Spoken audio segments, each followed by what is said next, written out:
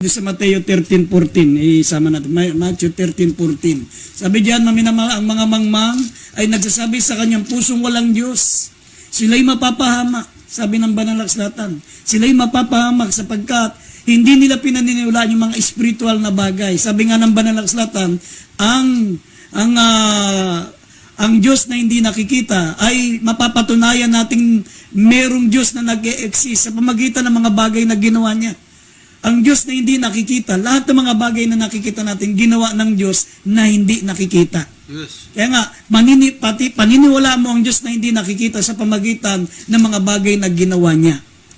Kung ang paniwala mo sa buhay ay to see is to believe, kung nakikita nyo ang dagat, nakikita nyo ang langit, nakikita nyo ang bundok, nakikita nyo ang mga punong kahoy, ang mga bungang kahoy, lahat ng mga bagay na narito, ang gumawa niyan yung Diyos na hindi nakikita. Dapat maniwala tayo na ang Diyos, mga minamahal, ay mayroon Diyos sa pamagitan ng mga bagay na ginawa niya. Bagamat ang Diyos ay hindi nakikita, ngunit mapapatunayan nating totoo ang Diyos sa mga bagay na ginawa niya na nakikita natin ngayon. Sabi rito sa Mateo 13:14, sabi ang mga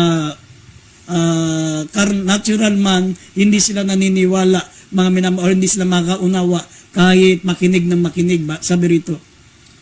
Dito sa Mateo, Kabanatay 13, talatay 14. At natutupad sa kanila ang hula ni Isaias na sinasabi, sa pakinig ay inyong maririnig at sa anumang paraay hindi ninyo mapag-unawa. At sa pagtingin ay inyong makikita at sa anumang paraay hindi ninyo mamamalas. Amen. Yes. Yan po yung mga natural man. At ang pangalawang uri ng tao, mga minamahal, yung tinatawag na spiritual man. Ito po yung mayroong kaisipan ng Diyos, mga minamahal. Sabi na nga, nabasa natin kanina sa pambungad na talata, mga minamahal, ang spiritual man ay pwedeng umatol, pero hindi siya pwedeng atulan. Ang spiritual man, mga minamahal, sabi ng Biblia, siya po ay naiintindihan niya naiintindihan niya, mga minamahal, ang mga bagay na spiritual. At siya po, mga minamahal, ay sabi ng banal na akslatan, may kaisipan ng Diyos. Ang pag-iisip ng Diyos ay nasa Kanya. Sabi rito, mga minamahal, sa nabasa natin kanina sa pambungad na talata, 1 Corinthians chapter 2 verse 15, but he that is spiritual judges all things, yet he himself is judge of no man. Ang nasa espiritu, mga minamahal, ay pwedeng umatol ng lahat ng bagay, pero hindi siya dapat atulan. Yan po yung mga spiritual man. Ang spiritual man, sabi ng 1 Corinthians 2:16, for who hath known the mind of Christ?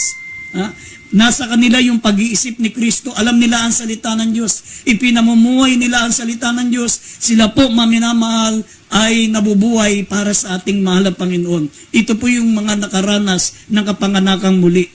Sila po yung tinatawag na spiritual man. Ito po yung pangalawang uri ng tao, yung mga bagong nilalang. Sila po yung mga bagong nilalang na ipinanganak dahil sa pananampalataya kay Kristo. Sabi ng Biblia, if any man be in Christ, he is a new creature. All things has passed away, behold, all things are become new. Sila po ang mga bagong nilalang. Ito po yung mga spiritual man. Meron silang pag-iisip ni Kristo sapagkat alam nila ang Biblia. Nasa kanila ang pag-iisip ni Kristo. Nasa kanila, mga minamahal, ang Word of God. Nasa puso nila, nakatanim sa puso, sa isip nila, ipinamumuhay nila ang salita ng Diyos. Sabi ng Romans chapter 8 verse 1 and verse 2, mga minamahal, ang natural man, hindi na sila pwedeng hatulan. Ang sabi ng Biblia, mga minamahal, wala nang paghatol ang sinumang kay Kristo Jesus. Silang mga hindi na lumalakad sa laman, kundi lumalakad na sa espiritu. Sila po yung tinatawag na the spiritual man. Basahin natin sa English, medyo yung Tagalog medyo kulang. Sabi ng 1 Corinthians 8 verse 1, basahin muna natin. Dito po, from the book of Roma, chapter 8, verse 1 at 2. There is therefore now no condemnation to them which are in Christ Jesus, who walk not after the flesh, but after the Spirit. For the law of the Spirit of life is Christ Jesus, hath made me free from the law of sin and death. Amen. Sabi ng English, mga minamahal, sabi ng talata po natin na nabasa, sabi ng Biblia, therefore, there is no condemnation to them which are in Christ Jesus. Ang mga spiritual man, mga minamahal, hindi na sila hahatulan ng Diyos. Nasa kanila ang kaisipan ni Kristo, sabi ng 1 Corinthians 2:16. Sabi, hindi sila pwedeng hatulan, pero sila po'y pwedeng humatol. Yan ang nabasa natin sa 1 Corinthians chapter 2 verse 15. Sabi, there is therefore now no condemnation to them which are in Christ Jesus, who walk not after the flesh but after the Spirit. Hindi na lumalakad sa laman, kundi sila po ay lumalakad na sa Espiritu. Ang kanilang buhay, maminamal, ay natatago, maminamal, na kasama ni Kristo. Sila po ay nabubuhay na lang sa malapang ng sabi ng Biblia, katulad ng sinabi ni Apostol Pablo, ako'y napako na kasama ni Kristo at hindi na ako nabubuhay. Ang aking ikinabubuhay sa laman ay ikinabubuhay ko na lamang sa pananampalataya kay Kristo na umibig sa akin at namatay ng dahil sa akin. Ito po yung mga spiritual man. Nakaranas sila ng kapanganakang muli. Sila po'y nanampalataya kay Kristo at tumanggap ng bautismo sa pangalan ni Jesus. Yes. Ito po yung sinatinuro na malapang ng Kristo kay Nicodemo na maliban ang tao ipanganak na muli, hindi niya makikita ang karya ng Diyos. Maliban ang tao ay ipanganak sa tubig at sa Espiritu, hindi siya makapapasok sa karya ng langit. Ito pong spiritual man, sinunod niya po ito, maminamal, siya po ay ipinanganak na muli. Siya po ay nabautismohan sa pangalan ni Jesus. Siya po, maminamahal, ay sinusunod niya, ipinamumuhay niya ang salita ng ating pinakamamahal na Panginoon. Siya po ay bagong nilalang. Sabi, ang sinumang na kay Kristo Jesus ay bagong nilalang. Ang lahat ng bagay nagsilipas na at sila ay pawang naging bago. Ang spiritual man, sabi ng banal na kasulatan, pinapatnubayan ng Espiritu ng Diyos. Ang spiritual man, ang espiritu ng isang spiritual man at ang espiritu ng Diyos ang nagpapatunay na siya ay anak ng Diyos. At ang spiritual man, sabi, may espiritu ni Kristo. Sabi po ng Roma 8:14 and 16, tapos itaas natin ng verse 9. Basahin natin mga talata na yan. Dito po sa aklat po ng mga taga-Roma, Kapitulo 8, talatang 14 at italon ng 16 at itaas natin ng 9. Sabi po dito sa 14, sapagkat ang lahat ng mga pinapatnubayan ng Espiritu ng Diyos ay sila ang mga anak ng Diyos. 16, ang Espiritu rin ang nagpapatotoo, kasama ng ating Espiritu na tayo'y mga anak ng Diyos. Itaas ng 9, datapat kayo'y wala sa laman, kundi nasa Espiritu, kung gayo'y tumitira sa inyo ang Espiritu ng Diyos, datapat kung ang sino may walang Espiritu ni Kristo, siya'y hindi sa Kanya. Amen. Amen. Yan po, maminamahal, ang tunay na spiritual man. Sinabi ng banal na kasulatan, ang spiritual man, pinapatnubayan sila ng Espiritu ng Diyos. Nasa kanila ang Espiritu ng Diyos. Sabi, ang sino mang walang Espiritu ni Kristo ay hindi sa Kanya. At ang sabi ng banal na kasulatan, ang Espiritu niya at ang Espiritu ng Diyos ang nagpapatunay, mga minamahal, na siya ay anak ng Diyos. Yan po ang spiritual man. Siya po'y nakaranas, mga minamahal, ng tinatawag na bautismo sa pangalan ni Jesus. Siya po ay bagong nilalang.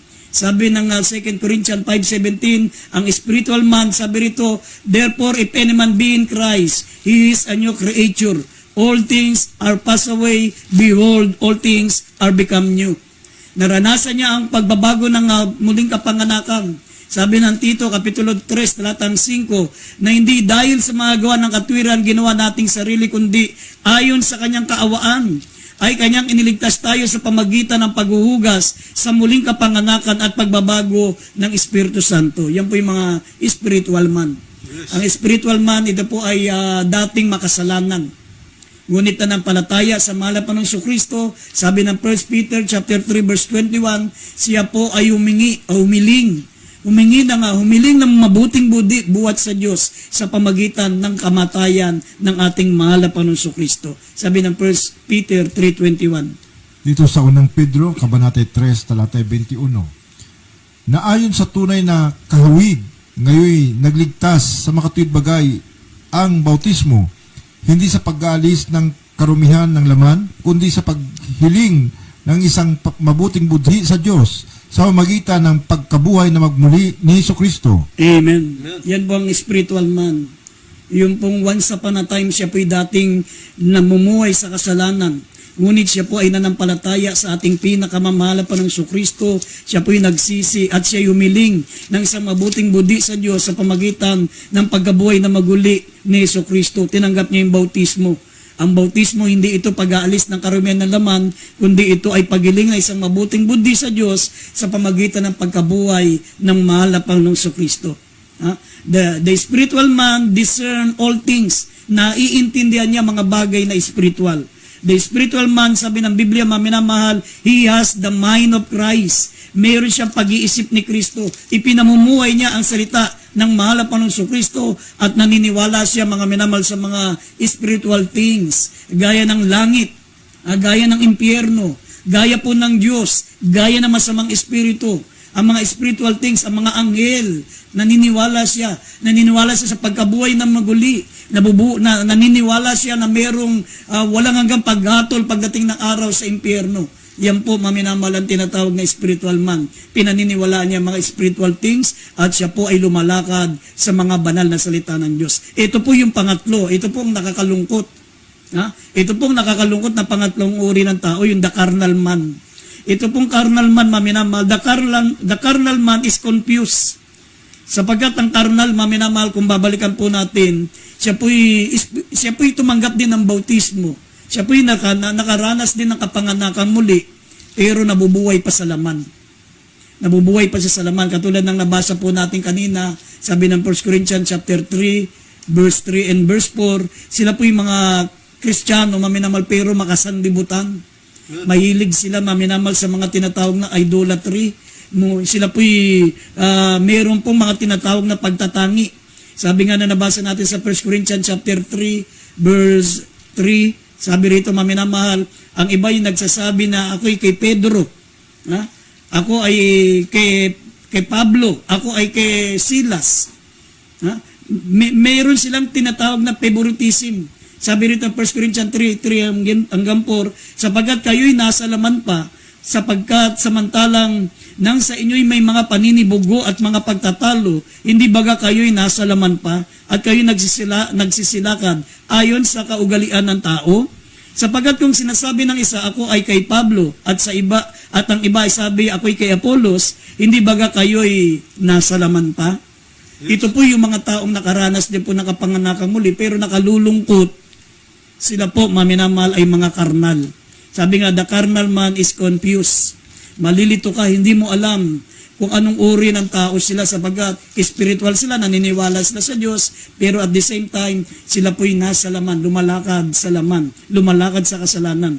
Sila po, maminamahal, ay nakikiayon sa gawaing makasanlibutan na sinabi ng Roma Kapitulo 12, talatang 1-2, na sabi rito, maminamahal, kaya nga mga kapatid, ipinamamani ko sa inyo alang-alang sa kahabagan ng Diyos na inyong iharap ang inyong katawan na isang haing buhay, banal at kaaya-aya sa Diyos na siya yung katampatang pagsamba.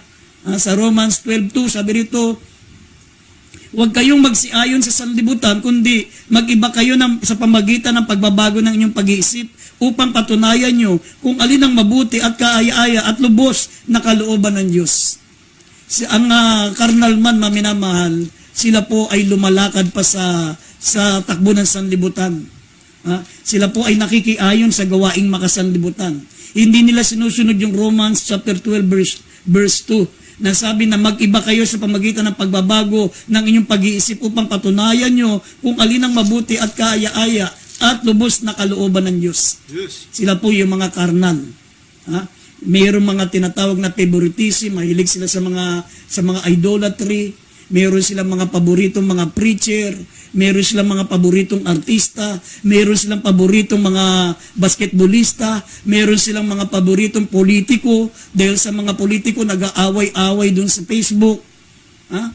Makakita ka ng mga ganong Kristiyano dahil sa mga politiko nag-aaway-away. Kinakalimutan nila yun na sila po'y mananampalataya. Pagkatapos ng eleksyon, bati-bati na naman.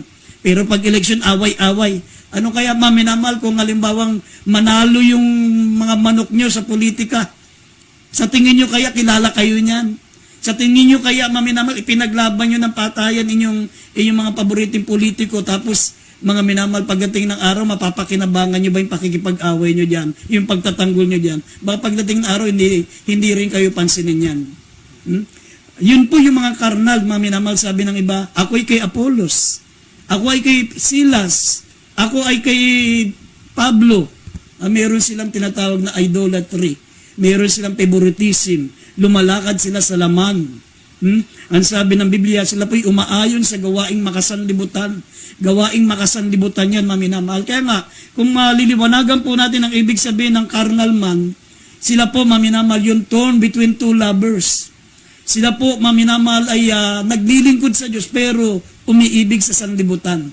Sabi ng 1 John chapter 2 verse 15 up to 17, huwag niyong ibigin ang sanlibutan ni ang mga bagay na nandito sa sanlibutan.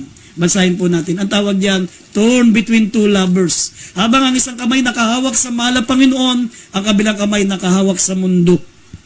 Hindi siya tapat sa mahal na Panginoon. Maminamal, basahin po natin. Dito po sa aklat po ng ikalawang unang John chapter 2 verse 15 hanggang 17 po.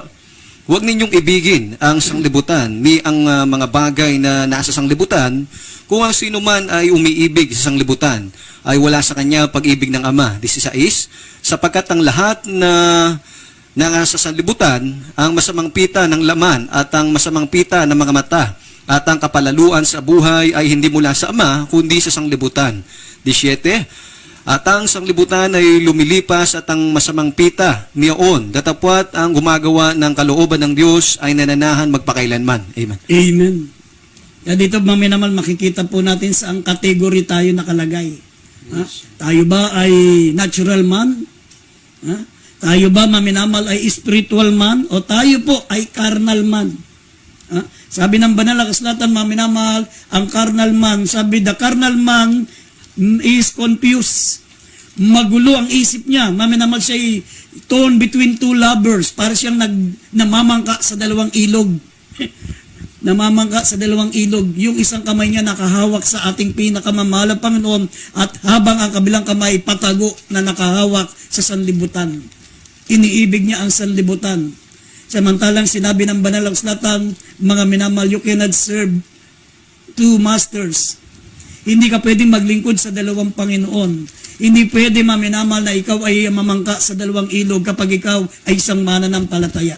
Yes. Sabi, iibigin mo ang Panginoon Diyos ng buong puso mo, ng buong lakas mo, ng buong pag-iisip mo, ng buong kaluluwa mo.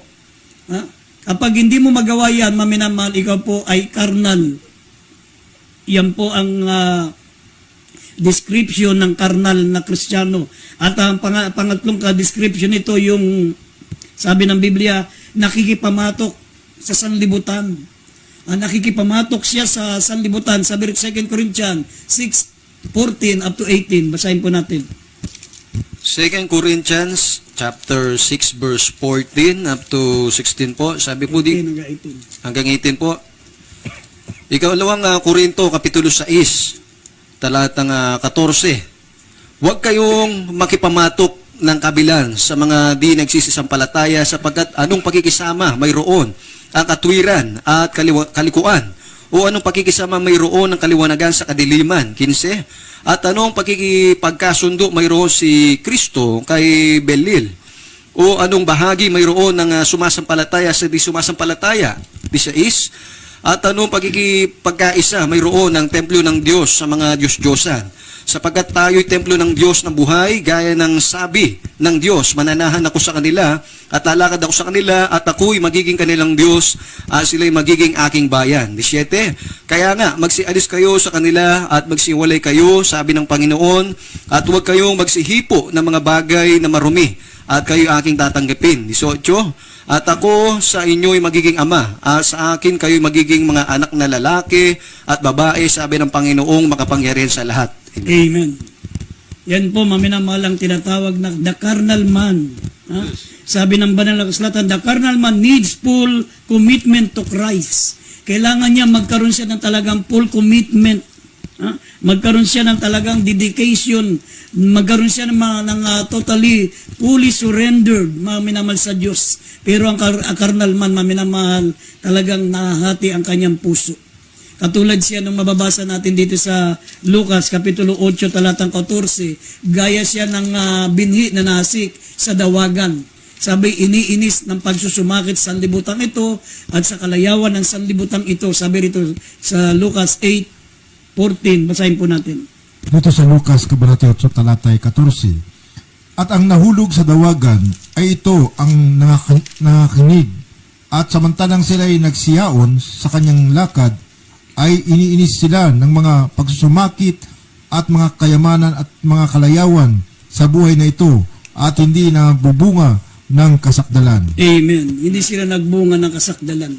Marami pong mga mananampalatayang ganun, mga minamahal. Kaya nga tayo po, mga minamahal, ay napapaligiran ng tatlong uri ng tao, mga minamahal. The natural man, the spiritual man, and sabi, the carnal man. Kaya nga, ang carnal man, sabi ng banal na kasulatan, para siyang nasik, para siyang binhi na nasik sa dawagan. Na siya, mga minamahal, sabi rito, samantalang sila yumayaon na naglilingkod sa Diyos, ay ininis sila ng pagsusumakit at ang kayamanan at ng kalayawan sa buhay na ito at hindi nangagbunga ng kasakdalan. Sila po ay niligalig. Sila ay nabagabag sa pagsusumakit sa sanlibutan ito. At ang sabi ng Biblia, mga minamahal, maging sila ay naligalig sa kalayawan ng sanlibutan. Talagang hindi sila nagkaroon ng totally commitment sa ating pinakamamahal na Panginoon. Sila po ang tinutukoy dito sa Philippians 3:18 hanggang 20 na sila'y naging kaaway ng krus ni Kristo sapagkat ang pinag-iisip nila ay ang mga bagay na ukol sa lupa at hindi ang mga bagay para sa mahal na Panginoon. Sabi rito, basahin po natin. Dito po sa kalat po ng Pilipos, Kapitulo 3, talatang 18 hanggang 20, sabi dito, sapagkat marami ang mga nagsisilakad na siyang madalas na aking sinasabi sa inyo, at ngayon sinasabi ko sa inyo na may pag-iyak na sila ang mga kaaway ng krus ni Kristo. 19, na ang kanilang kahihinatnan ay ang kapahamakan, na ang kanilang Diyos ay ang tiyan, at ang kanilang kapurihan ay nasa kanilang kahihiyan, na nag-iisip ng mga bagay na ukol sa lupa. 20, sapagkat ang ating pagkamamamayan ay nasa langit. Mula doon ay hinihintay naman natin ang tagapagligtas, ang Panginoong Yesukristo. Amen. Amen. Yan po, maminamalang sabi ng banal na kasulatan. Nakalimutan ng mga tinatawag na carnal man na sila po ay mga makalangit. Sila po ay mga mamamayan makalangit, mga anak ng Diyos. Ngunit dahil sa pagsusumakit sa sanlibutan naging karnal, umaayon sa gawaing makasanlibutan, may mga favoritism, mga minamahal sabi ng Biblia, sila po ay naging karnal. Sabi ng Biblia, maminamahal, walk in the spirit that should not fulfill the lust of the flesh. Kung gusto natin hindi tayo maging karnal, lumakad po tayo sa spiritual upang sabi mapagtagumpayan natin ang gawaing laman sapagkat sabi ito'y magkalaban. Ang laman ay nakikipaglaban sa gawaing spiritual at ang espiritu ay nakipaglaban mga minamahal sa gawaing makalaman. Ang salaman, sabi rito kung mababasa pa natin Roma, Roma Kapitulo 8, talatang 6 hanggang 8, ang nasa laman, hindi magiging kalugod sa Diyos, sapagkat ang lumalakad sa laman, sabi ng Biblia, ito po ay magbubunga ng kamatayan at higit sa lahat ng kasiraan. Sabi rito, basahin po natin. Dito sa Roma, Kabanata 8, talatay 6 hanggang 8. Sapagkat ang kaisipan ng laman ay kamatayan, datapot ang kaisipan ng Espiritu ay buhay at kapayapaan. Sapagkat ang kaisipan ng laman ay pagkikipaggalit laban sa Diyos, sapagkat hindi napapasaklaw sa kautasan ng Diyos at hindi nga maaari. 8, at ang nangasalaman ay hindi makakalugod sa Diyos. Amen. Yan po, maminamahal. Kaya kung gusto natin maging spiritual, sabi ng Biblia, maminamahal, lumakad po tayo sa spiritual at wag nating sundin ang pita ng laman sapagkat ito'y magkalaban. Sa gabing ito, maminamahal,